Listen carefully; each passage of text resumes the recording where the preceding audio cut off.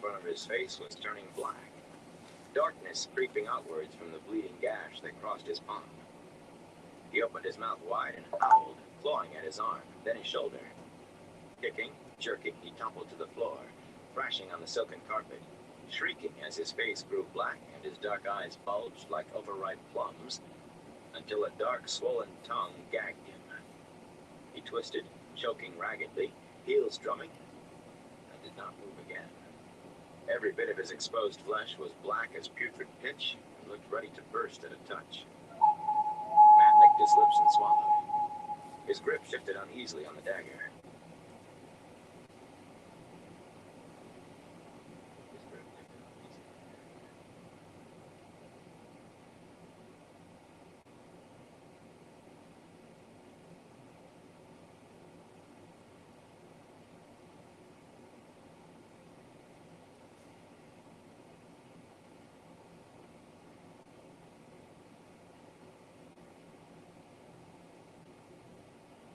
Even Turok stared, open-mouthed. "You see," Ingtar said softly, "we are no easy meat." Suddenly he leaped over the corpse, toward the soldiers still goggling at what was left of the man who had stood at their shoulders only moments before. "Chinawa!" he cried. "Follow me!" Huron leaped after him, and the soldiers fell back before them, the sounds of steel on steel rising. The Seanchan at the other end of the room started forward as Ingtar moved, but then they were falling back too, before Matt's thrusting dagger, even more than from the axe Perrin swung with wordless snarls. In the space of heartbeats, Rand stood alone, facing Turok, who held his blade upright before him. His moment of shock was gone. His eyes were sharp eyes. The black and swollen body of one of his soldiers might as well not have existed. It did not seem to exist for the two servants either, any more than Rand and his sword existed, or the sounds of fighting, fading now from the rooms to either side, out into the house. The servants had begun calmly folding Turok's robe as soon as the High Lord took his sword, and had not looked up even for the dead soldier's shrieks. Now they knelt beside the door and watched with impassive eyes. "I suspected it might come to you and me." Turok spun his blade easily, a full circle one way, then the other, his long-nailed fingers moving delicately on the hilt. His fingernails did not seem to hamper him at all. "You are young. Let us see what is required to run the Heron on this side of the ocean." Suddenly Rand saw. Standing tall on Turok's blade was a Heron.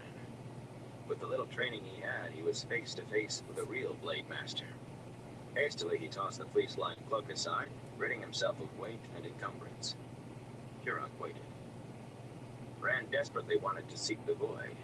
It was plain he would need every shred of ability he could muster, and even then his chances of leaving the room alive would be small. He had to leave alive. Egwene was almost close enough for him to shout to her, and he had to free her somehow. But Saidin waited in the void.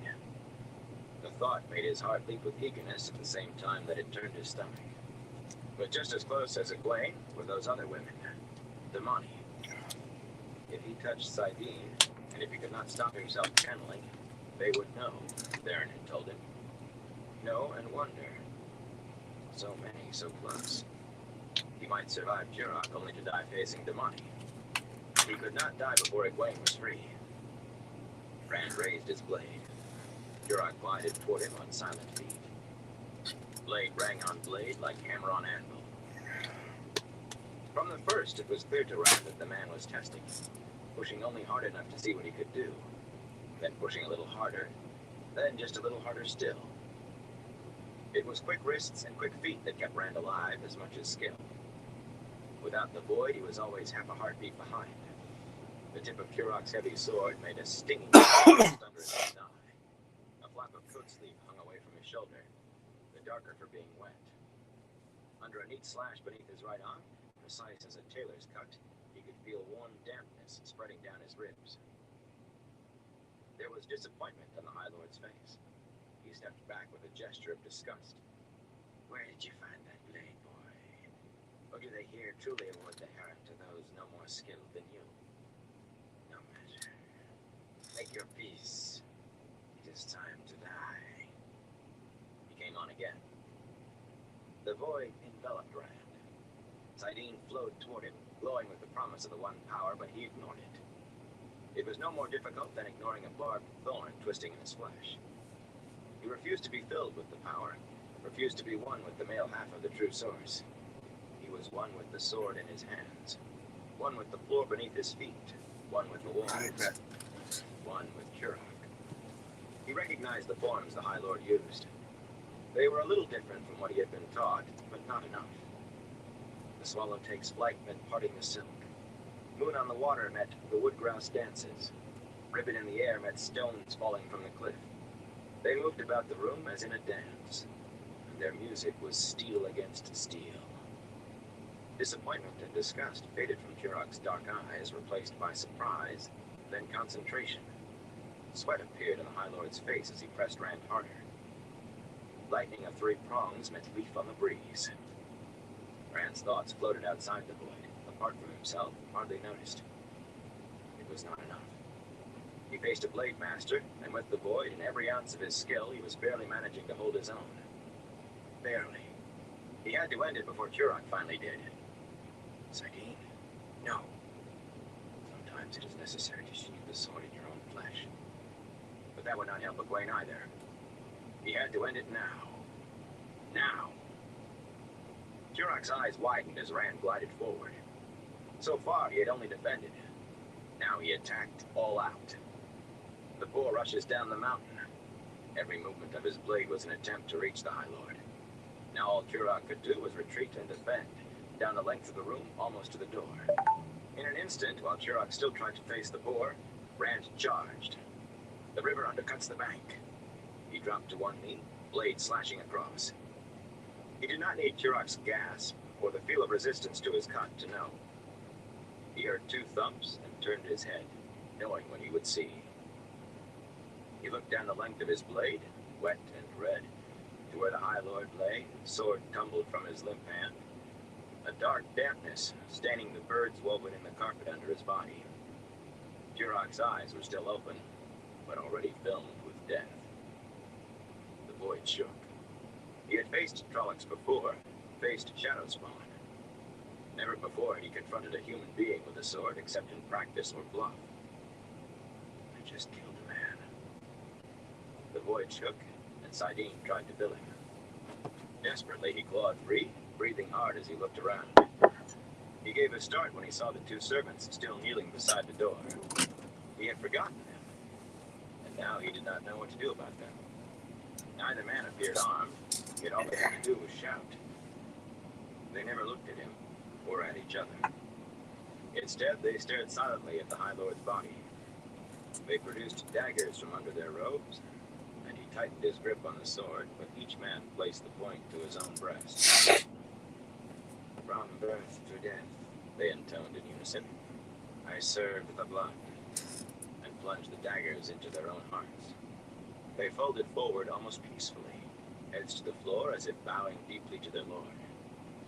Rand stared at them in disbelief. Mad, he thought.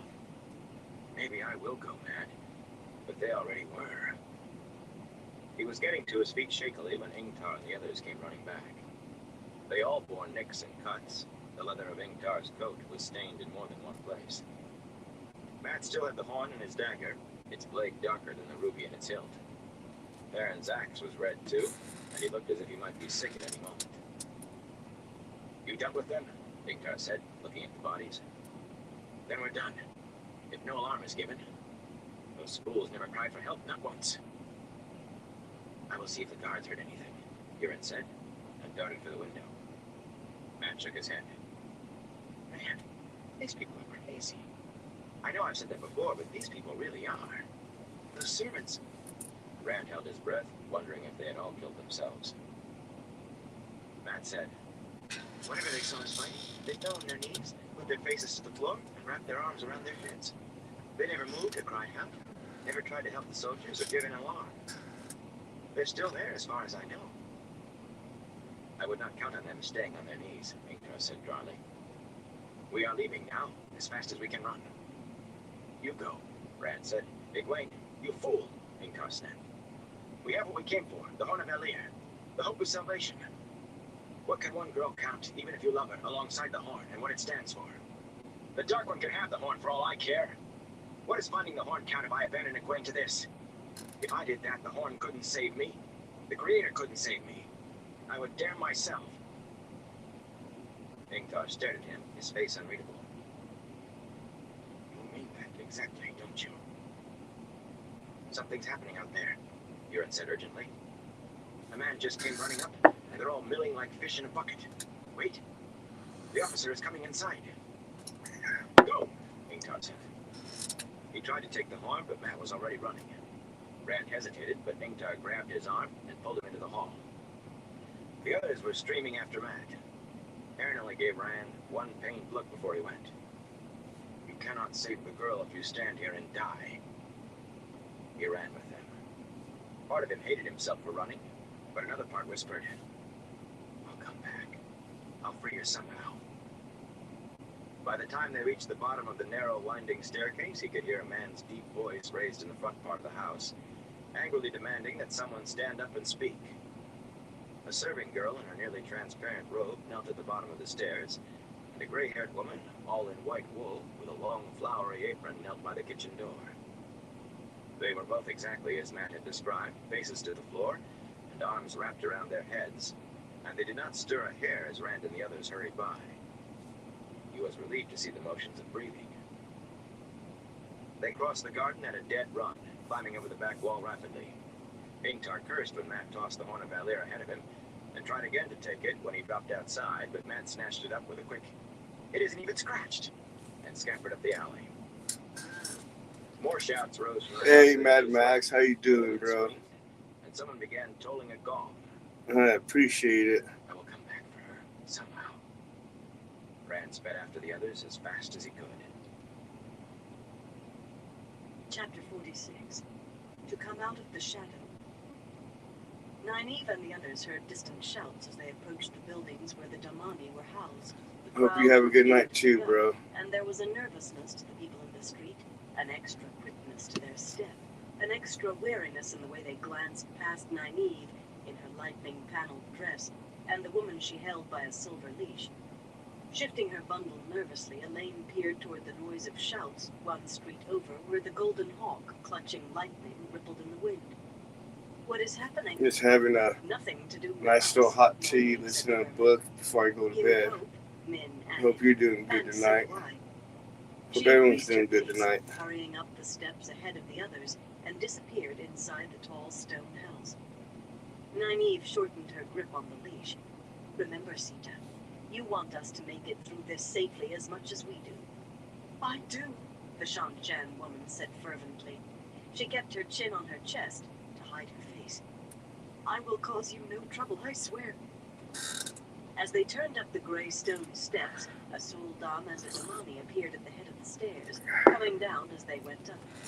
After one glance to make sure the woman in the collar was not Egwene, Nynaeve did not look at them again. She used the Idam to keep Sita close by her side, so if the Damani sensed the ability to channel in one of them, she would think it was Sita. She felt sweat trickling down her spine, though, until she realized they were paying her no more attention than she gave them. All they saw was a dress with lightning panels and a gray dress, the women wearing them linked by the silver length of an Idam. Just another leash holder with a leashed one, and a local girl hurrying along behind, with a bundle belonging to the Suldam. Nynaeve pushed open the door and they went in. The excitement beneath Turak's banner, it did not extend here, not yet. There were only women moving about in the entry hall, all easily placed by their dress. 3 gray-dressed Damani with Suldam wearing the bracelets. 2 women in dresses paneled with forked lightning stood talking, and 3 crossed the hall alone. 4 dressed like men in plain dark woolens hurried on their way with trays. Men stood waiting down the entry hall when they went in. She glanced at them once, then started deeper into the house. Nynaeve guided Sita down the hall after men, with Elaine scurrying along in their wake. No one gave them a second glance, it seemed to Nynaeve, but she thought the trickle of sweat down her backbone might become a river soon. She kept Sita moving quickly, so no one would have a chance for a good look, or worse, a question.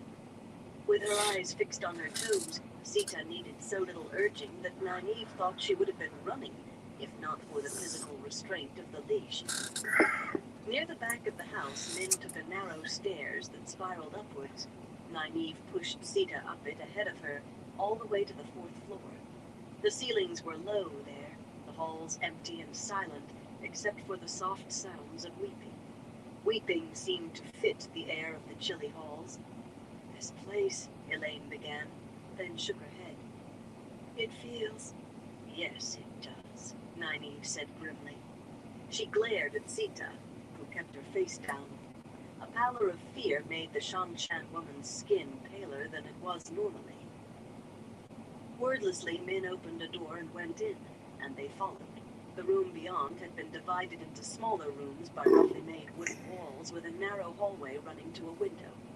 Nynaeve crowded after Min as she hurried to the last door on the right and pushed in. A slender, dark-haired girl in gray sat at a small table with her head resting on folded arms, but even before she looked up, Nynaeve knew it was Egwene.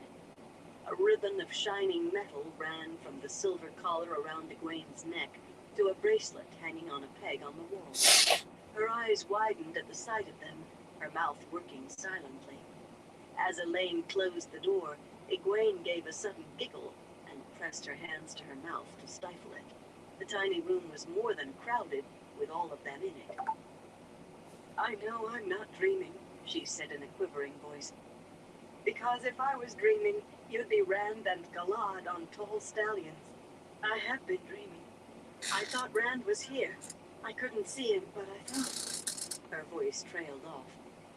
If you'd rather wait for that, Min said dryly. Oh, no. No, you are all beautiful. The most beautiful thing I've ever seen. Where did you come from? How did you do it? And this, Nynaeve, and the Idem. And who is... She gave an abrupt squeak. That's Sita! How... Her voice hardened so that Nynaeve barely recognized it. I'd like to put her in a pot of boiling water. Sita had her eyes squeezed shut, and her hands clutched her skirts. She was trembling. What have they done to you? Elaine exclaimed. What could they do to make you want something like that? Egwene never took her eyes off the Shan-Chan woman. I'd like to make her feel it. That's what she did to me. Made me feel like I was neck deep in... She shuddered. You do not know what it is like wearing one of these, Elaine. You don't know what they can do to you. I can never decide whether Sita is worse than Rena, but they're all hateful. I think I... Hey, OG, how you doing, bro? She could feel the sweat Hope you're doing well skin, today. the cold tremors that shook her limbs. The yellow-haired Shan-Chan was... Hell yeah, horrified. appreciate it, was all she OG. could do not to make Sita's terrors come true then and there. Can you take this off of me? Egwene asked. Just have a nice cup of some hot lemon tea and listening to a book. The collar on Egwene's neck provided anger. Oh, it's not going too bad, If it OG. had not, Just Sita's chilling. fear, the knowledge of how deserved it truly was, and her own knowledge of what she wanted to do to the woman would have done it. The collar sprang open and fell away from Egwene's throat. With an expression of wonder, Egwene touched her neck. Put on my dress and coat, Nynaeve told her. Elaine was already unbundling the clothes on the bed. We will walk out of here and no one will even notice you. She considered holding her contact with Saidar. She was certainly angry enough, and it felt so wonderful, but reluctantly she let it go. This was the one place in Falma where there was no chance of a Sul'dam and Damani coming to investigate if they sensed someone channeling, but they would certainly do so if a Damani saw a woman she thought was a Sul'dam with the glow of channeling around her. I don't know why you aren't gone already. Alone here, even if you could not figure out how to get that thing off you, you could have just picked it up and run. As Min and Elaine hurriedly helped her change into Nynaeve's old dress, Egwene explained about moving the bracelet from where a Sul'dam left it, and how channeling made her sick unless a Sul'dam wore the bracelet. Just that morning she had discovered how the collar could be opened without the power, and found that touching the catch with the intention of opening it made her hand knot into uselessness. She could touch it as much as she wanted so long she did not think of undoing the catch. The Definitely merest hint of that good to have a was nice little hot tea before Naomi bedtime. felt sick herself. The bracelet on her wrist made her sick. It was too horrible. She wanted it off her wrist before she learned more about Idam, before she perhaps learned something that would make her feel soiled forever for having worn it. Unfastening the silver cuff, she pulled it loose, snapped it closed, and hung it on one of the pegs. Don't think that means you can shout for help now. She shook a fist under Sita's nose. I can still make you wish you were never born if you open your mouth, and I do not need that bloody thing. You do not need to leave me here with it, Sita said in a whisper. You cannot. Tie me. Gag me so I cannot give an alarm. Please. Egwene gave a mirthless laugh. Leave it on her.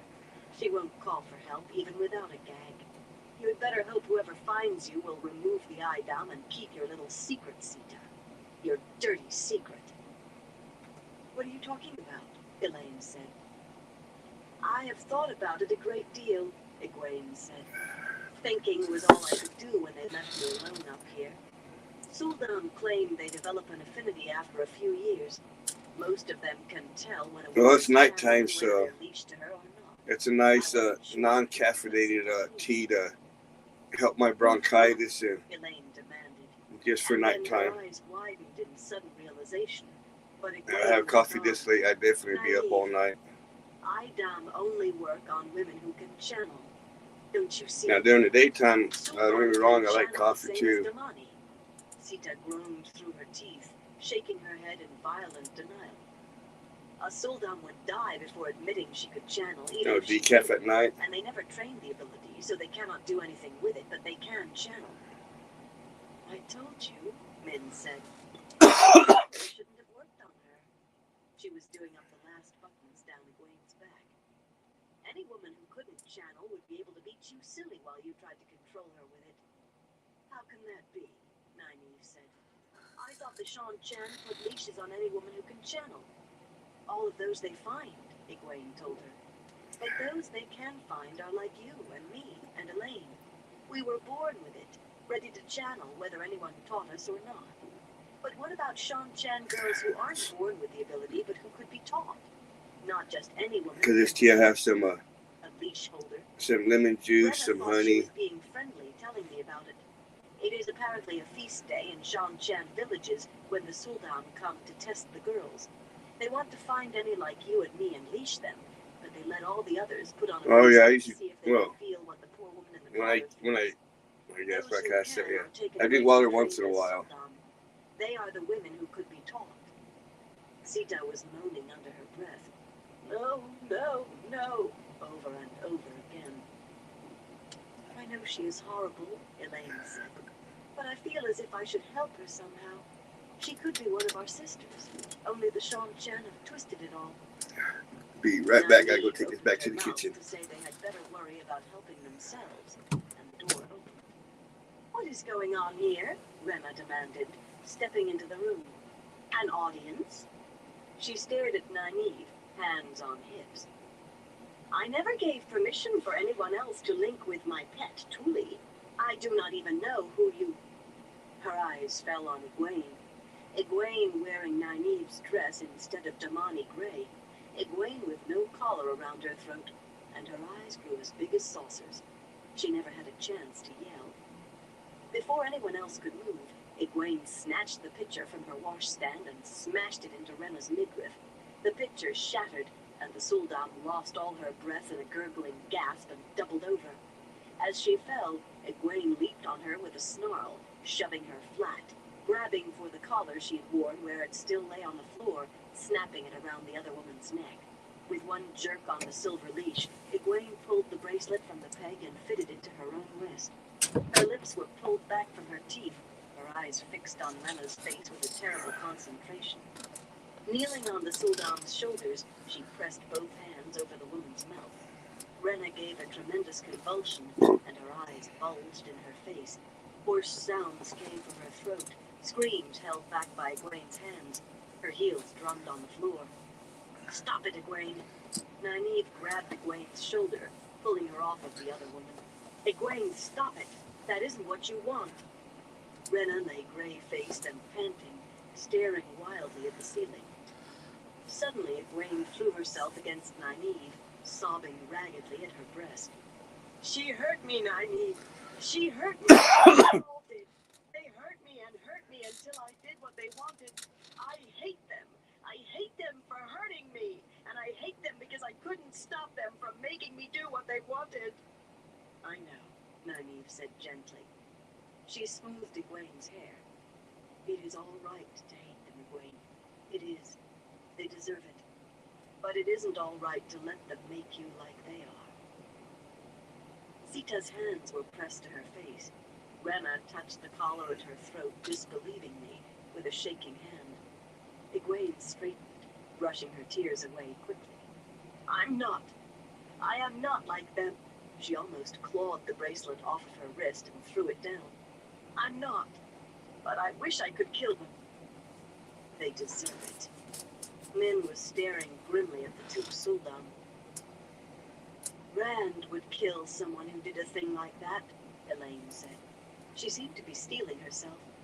I am sure he would. Perhaps they do, Nynaeve said. And perhaps he would. But men often mistake revenge and killing for justice. They seldom have the stomach for justice. She had often sat in judgment with the women's circle. Sometimes men came before them, thinking women might give them a better hearing than the men of the village council. But men always thought they could sway the decision with eloquence, or pleas for mercy. The women's circle gave mercy where it was deserved, but justice always, and it was the wisdom who pronounced it. She picked up the bracelet Egwene had discarded and cleansed it. I would free every woman here if I could, and destroy every last one of these. But since I cannot, she slipped the bracelet over the same peg that held the other one, then addressed herself to the Sul'dam. Not leash holders any longer, she told herself. Perhaps, if you are very quiet, you will be left alone here long enough to manage to remove the collars. The wheel weaves as the wheel wills, and it may be that you've done enough good to counterbalance the evil you have done, enough that you will be allowed to remove them. If not, you will be found eventually. And I think whoever finds you will ask a great many questions before they remove those collars. I think perhaps you will learn at first hand the life you have given to other women. That is justice, she added to the others. Rena wore a fixed stare of horror. Sita's shoulders shook as she sobbed into her hands. Nynaeve hardened her heart. It is justice, she told herself. It is, and herded the others out of the room. No one paid any more attention to them going out than they had coming in. Nynaeve supposed she had the Sul'dam dress to thank for that, but she could not wait to change into anything else. The dirtiest rag would feel cleaner on her skin. I would like one up too, but I'm out right now. I have a little bit of wax, but out on the cobblestone street again. She my did not know if it yeah, I don't was have my done or the fear that someone might my stop wax her. one just She yet. scowled. Would they have felt better if she had let them work themselves up to cutting the women's throats? Horses, Egwene said. We will need horses. I know the stable where they took Bella, but I don't think we can get to her. We have to leave Bella here, Nynaeve told her. We are leaving by ship. Where is everybody? Min said. And suddenly Nynaeve realized the street was empty. The crowds were gone, not a sign of them to be seen. Every shop and window along the street were shuttered tight. But up the street from the harbor came a formation of Shan-Chan soldiers, 100 or more in ordered ranks, with an officer at their head in his painted armor. They were still halfway down the street from the women, but they marched with a grim, implacable step, and it seemed to Nynaeve that every eye was fixed on her. That's ridiculous. I can't see their eyes inside those helmets, and if anybody had given an alarm, it would be behind us. She stopped anyway. There are more behind us, Min murmured. Nynaeve could hear those boots now. I don't know which will reach us first. Yeah, it's definitely the sticky globby stuff. They have nothing to do with us. She looked beyond the approaching soldiers. That's why you use a little dab tool, and sometimes you got to heat it up just to let it drip on your bowl. She could not make out spray. She prayed it was still there and ready. We will walk right past them. Light, I hope we can. What if they want you to join them, Nynaeve? Elaine asked. You are wearing that dress. If they start asking questions, I will not go back, Egwene said grimly. I'll die first. Let me show them what they've taught me. To Nynaeve's eye, a golden nimbus suddenly seemed to surround her. No, she said, but it was too late. With a roar like thunder, the street under the first ranks of Shan-Chan erupted. Dirt and cobblestones and armored men thrown aside like spray from a fountain. Still glowing, Egwene spun to stare up the street, and the thunderous roar was repeated. Dirt rained down on the women. Shouting Shan-Chan soldiers scattered in good order to shelter in alleys and behind stoops. In moments they were all out of sight, except for those who lay around the two large holes marring the street. Some of those stirred feebly, and moans drifted along the street. Nynaeve threw up her hands, trying to look in both directions at once. You fool! We are trying not to attract attention. There was no hope of that now. She only hoped they could manage to work their way around the soldiers to the harbor through the alley. But the wax will definitely get you there a lot quicker than smoking a bowl. Missed that. I won't go back to that collar, Egwene said fiercely. I won't. Look out, men shouted. With a shrill whine, a fireball as big as a horse arched into the air over the rooftops and began to fall, directly toward them. Run! Nynaeve shouted, and threw herself into a dive toward the nearest alleyway, between two shuttered shops. She landed awkwardly on her stomach with a grunt, losing half her breath as the fireball struck. Hot wind washed over her down the narrow passage. Gulping air, she rolled onto her back and stared back into the street. The cobblestones where they had been standing were chipped and cracked and blackened in a circle 10 paces across. Elaine was crouched just inside another alley on the other side of the street. Of Min and Egwene there was no sign. Nynaeve clapped a hand to her mouth in horror. Elaine seemed to understand what she was thinking. The daughter heir shook her head violently and pointed down the street. They had gone that way. Nynaeve heaved a sigh of relief that immediately turned to a growl. Fool girl. We could have gotten by them. There was no time for recriminations, though. She scooted to the corner and peered cautiously around the edge of the building.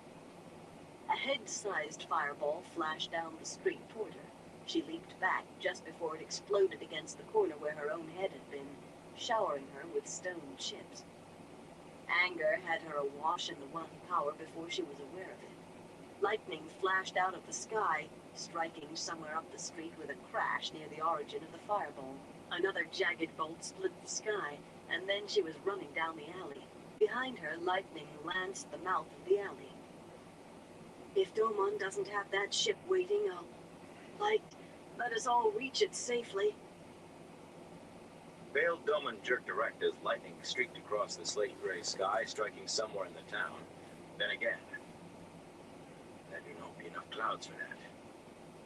Something rumbled loudly up in the town, and a ball of fire smashed into a rooftop just above the docks, throwing splintered slates in wide arcs. The docks had emptied themselves of people a while back, except for a few Shan-Chan. They ran wildly now, drawing swords and shouting. A man appeared from one of the warehouses with a Grom at his side, running to keep up with the beast's long leaps as they vanished into one of the streets leading up from the water. One of Domon's crewmen jumped for an axe and swung it high over a mooring cable. In 2 strides, Domon seized the upraised axe with one hand and the man's throat with the other. Spray do stay till I do say sail, Edwin Cole. They're gone mad, Captain, Yoren shouted. An explosion sent echoes rumbling across the harbor, sending the gulls into screaming circles, and lightning flickered again, crashing to earth inside Falma. The demonic will kill us all. Let us go while they're busy killing one another. They'll never notice us till we are gone. I did give my word, Domon said. He wrenched the axe from Cole's hand and threw it clattering onto the deck. I did give my word. Hurry, woman, he thought. I said die whatever you be.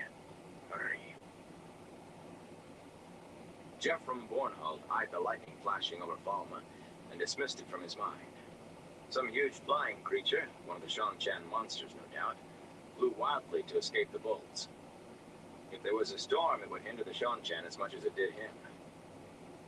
Nearly treeless hills, topped by sparse thickets, still Be hid right the town back. from him. Gotta go back to get another water. His 1,000 men lay spread out to either side of him, one long mounted rank rippling along the hollows between hills. The cold wind tossed their white cloaks and flapped the banner at Bornhald's side, the wavy rayed golden sun of the Children of the Light. Go now, Bayer, he commanded. The gaunt-faced man hesitated, and Bornhald put a snap into his voice. I said go, Charles Bayer. Bayer touched hand to heart and bowed. As you command, my lord captain. He turned his horse away, every line of him showing reluctance. Bornhald put Bayer out of his mind. He had done what he could there. He raised his voice. The Legion will advance at a walk. With a creak of saddles, the long line of white-cloaked men moved slowly toward Balma. Rand peered around the corner of the approaching Shan-Chan, then ducked back into the narrow alley between two stables with a grimace. They would be there soon. There was blood crusted on his cheek.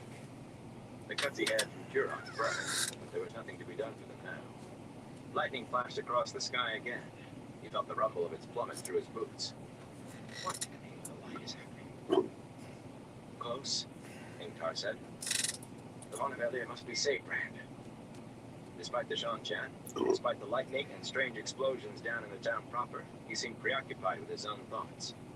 Matt and Perrin and Huron were down at the other end of the alley, watching another Shan-Chan patrol. The place where they had left the horses was closed now, if they could only reach it. She's in trouble, Rand muttered. Egwene.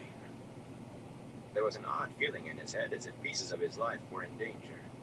Egwene was one piece, one thread of the cord that made his life, but there were others, and he could feel them threatened. Down there in Falma. And if any of those threads was destroyed, his life would never be complete the way it was meant to be. He did not understand it, but the feeling was sure and certain. One man could hold 50 here, Ingtar said. The two stables stood close together, with barely room for the pair of them to stand side by side between them. One man holding 50 in a narrow passage. Hell yeah, OG. You have a good one, Songs brother. made about less. Appreciate you stopping by. There's no need for that, Rand said, I hope.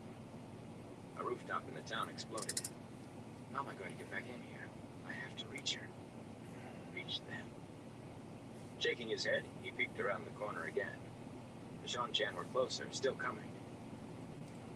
I never knew what he was going to do, Ingtar said softly as if talking to himself. He had his sword out, testing the edge with his thumb. A pale little man you didn't seem to really notice, even when you were looking at him. Take him inside Valdara, I was told. Inside the fortress. I did not want to, but I had to do it. You understand? I had to. I never knew what he intended until he shot that arrow. I still don't know if it was meant for the Amulet or for you. Rand felt a chill. He stared at Ingtar. What are you saying? He whispered. Studying his blade, Ingtar did not seem to hear. Humankind is being swept away everywhere.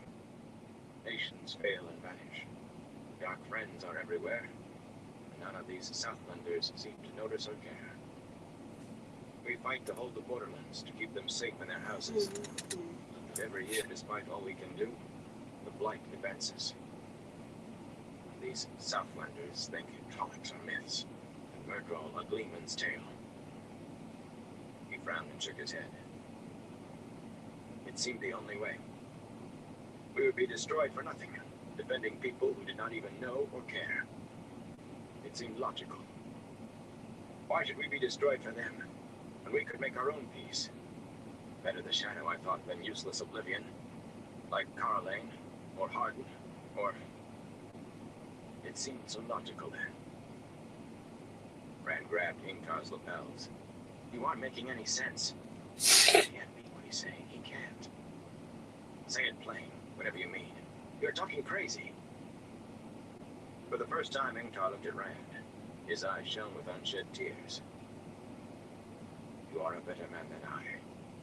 Shepherd, O Lord. A better man. The prophecy says, "Let who sounds me think not of glory, but only salvation." It was my salvation I was thinking of.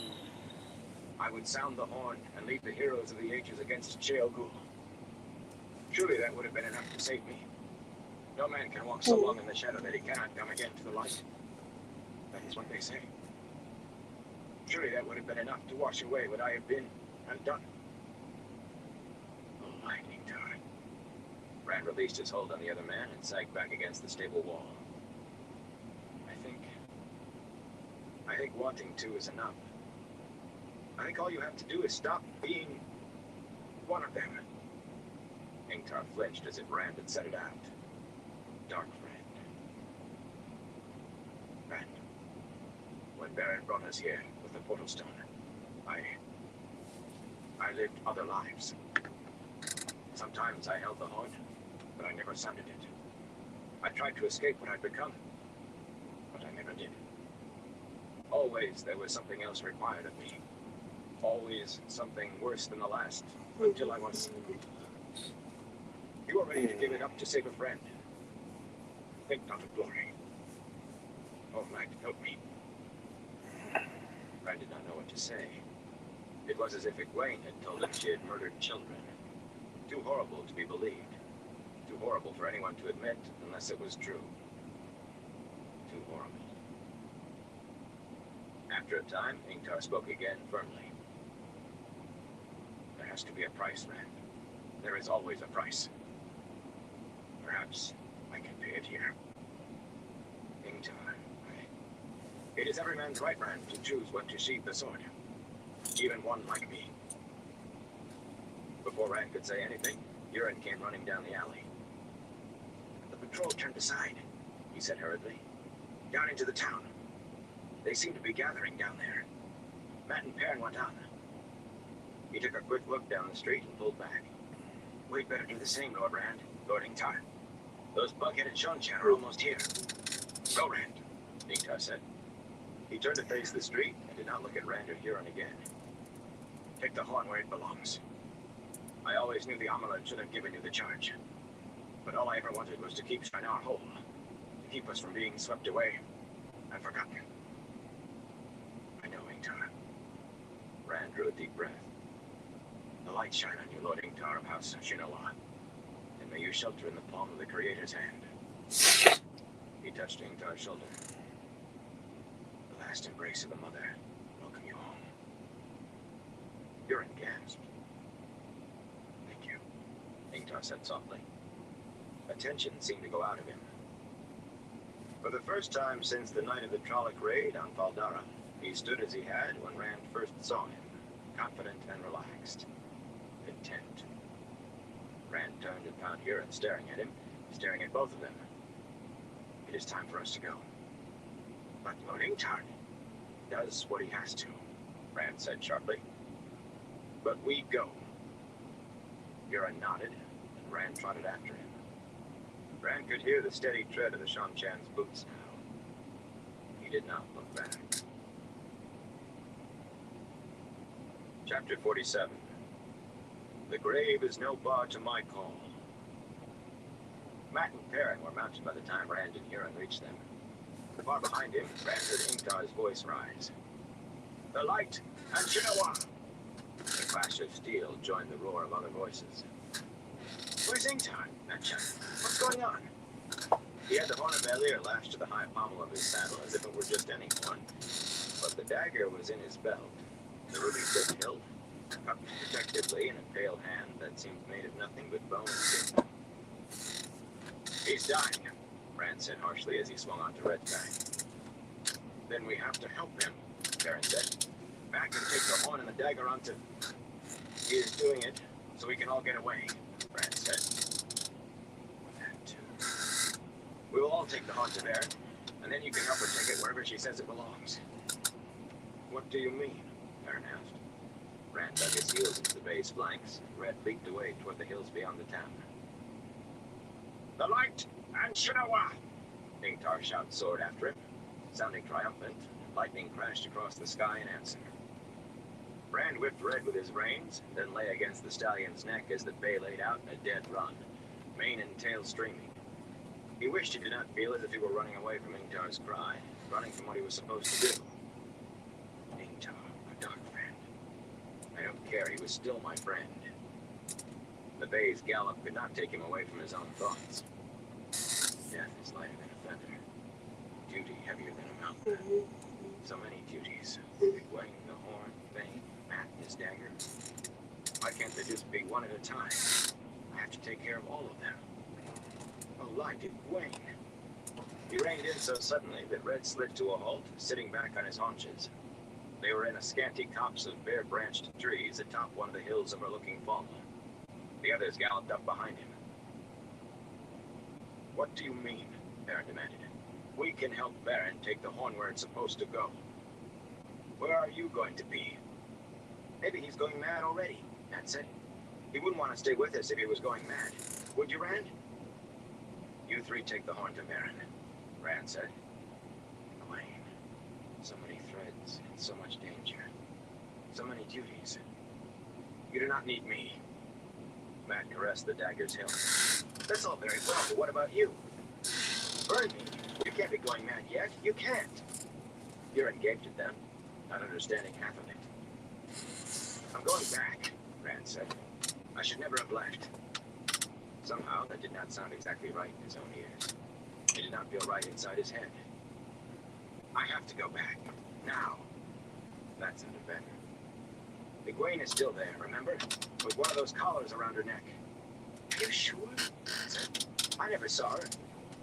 Ah, if you say she is there, then she's there. We'll all take the horn to Varen, and then we will all go back for her. You don't think I would leave her there, do you? Rand shook his head. Rand's duties.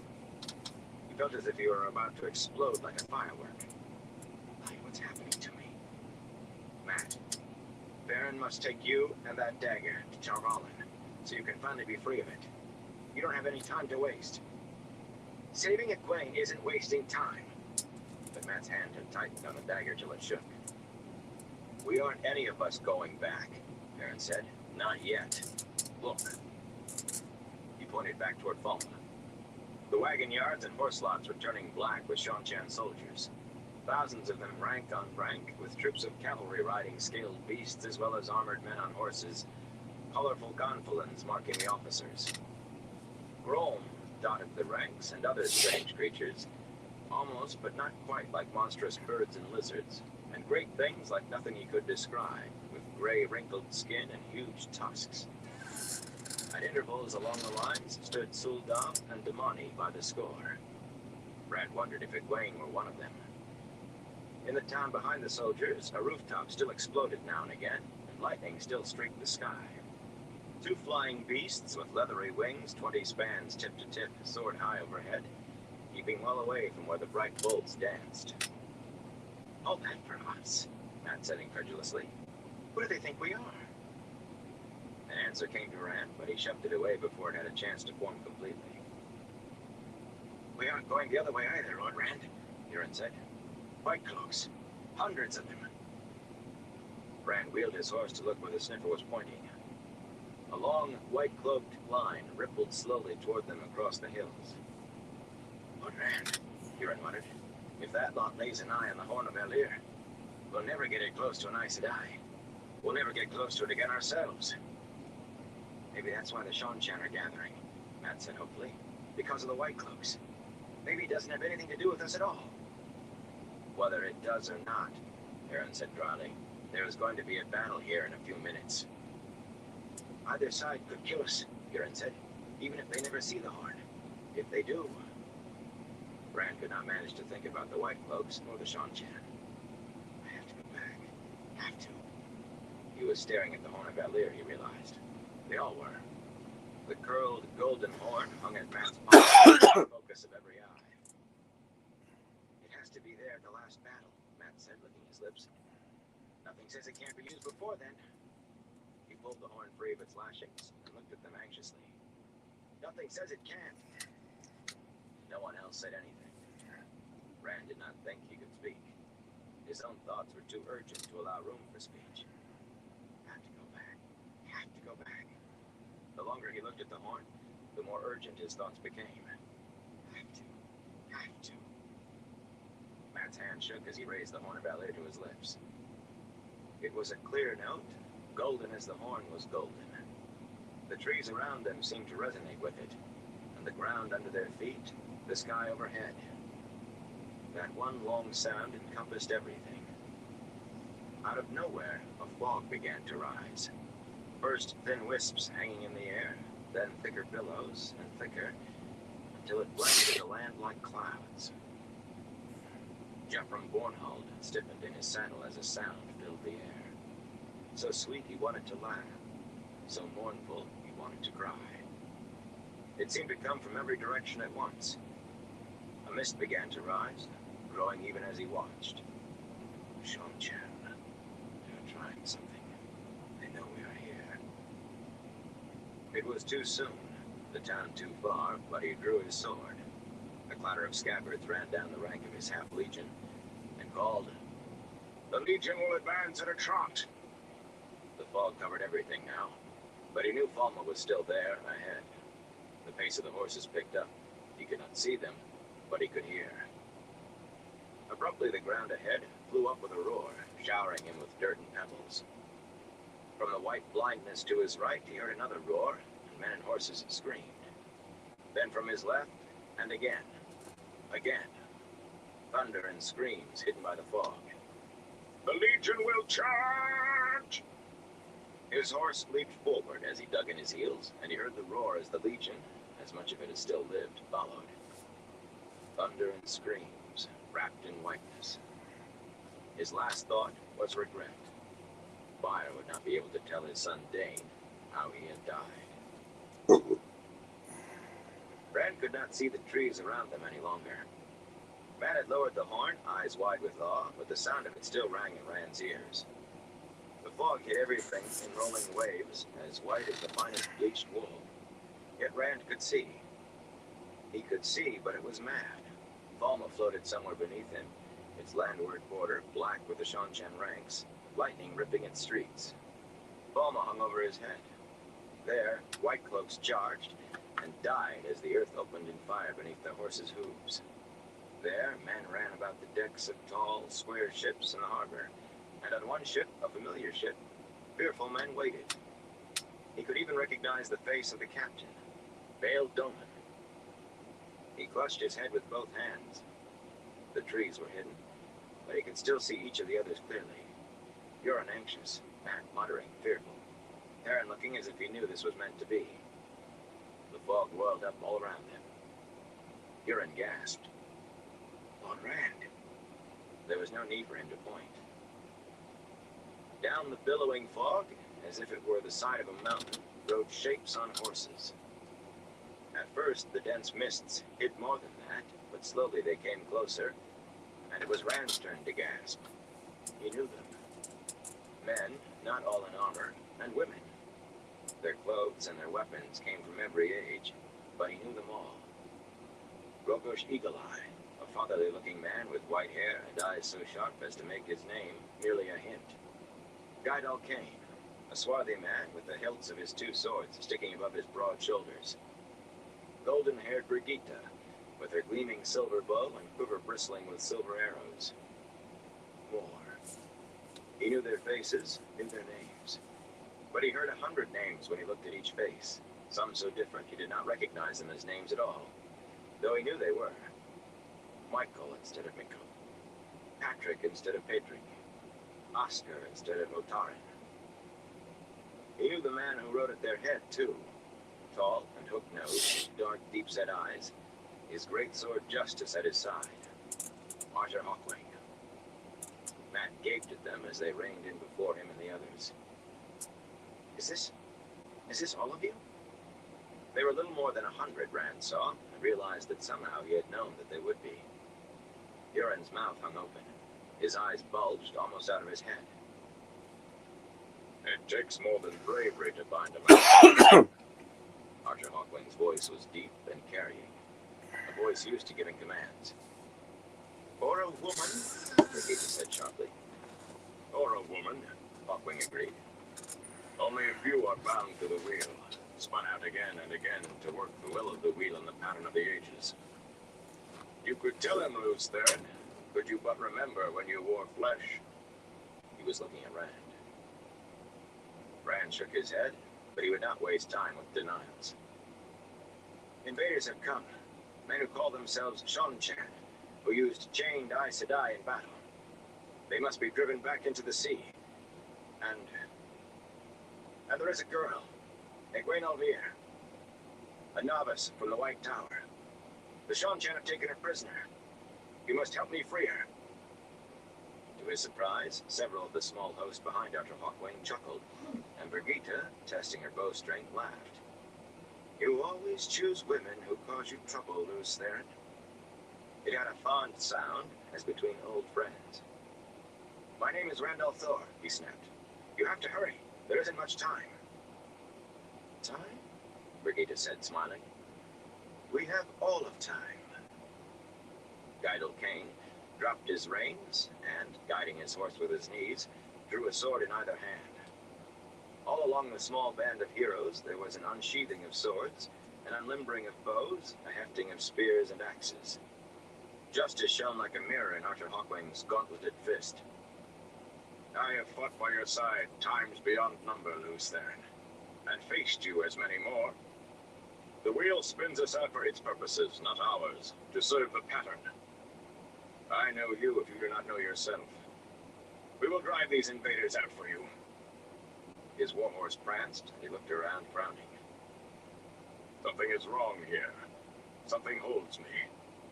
Suddenly he turned his sharp-eyed gaze on Rand. You are here. Have you the banner? A murmur ran through those behind him. Yes. Rand tore open the straps of his saddlebags and pulled out the dragon's banner. It filled his hands and hung almost to his stallion's knees. The murmur among the heroes rose. The pattern weaves itself around our necks like vultures, Arthur Hawkwing said. You are here. The banner is here. The weave of this moment is set. We have come to the horn, but we must follow the banner and the dragon. Huron made a faint sound as if his throat had seized. Burn me, Matt breathed. It's true. Burn me. Perrin hesitated only an instant before swinging down off his horse and striding into the mist. There came a chopping sound, and when he returned, he carried a straight length of sapling shorn of its branches. Give it to me, Rand, he said gravely. If they need it, give it to me. Hastily, Rand helped him tie the banner to the pole. When Perrin remounted, pole in hand, a current of air seemed to ripple the pale length of the banner, so the serpentine dragon appeared to move alive. The wind did not touch the heavy fog, only the banner. You stay here, Rand told Huron. When it's over, you'll be safe here. Huron drew his short sword, holding it as if it might actually be of some use from horseback. Begging your pardon, Lord Rand, but I think not. I don't understand the 10th part of what I've heard, or what I'm seeing. His voice dropped to a mutter before picking up again. But I've come this far, and I think I'll go the rest of the way. Arthur Hawkwing clapped the sniffer on the shoulder. Sometimes the wheel adds to our number, friend. Perhaps you will find yourself among us one day. Huron sat up as if he had been offered a crown. Hawkwing bowed formally from his saddle to Rand. With your permission, Lord Rand. Trumpeter, will you give us music on the horn? Fitting that the Horn of Valir should sing us into battle. Bannerman, will you advance? Matt sounded the horn again, long and high. The mists rang with it, and Perrin heeled his horse forward. Rand drew the heron-marked blade and rode between them. He could see nothing but thick billows of white, but somehow he could still see what he had before, too. Balma, where someone used the power in the streets and the harbor, and the Seanchan host and the dying white cloaks. All of it beneath him, all of him hanging above, all of it just as it had been. It seemed as if no time at all had passed since the horn was first blown, as though time had paused while the heroes answered the call and now resumed counting.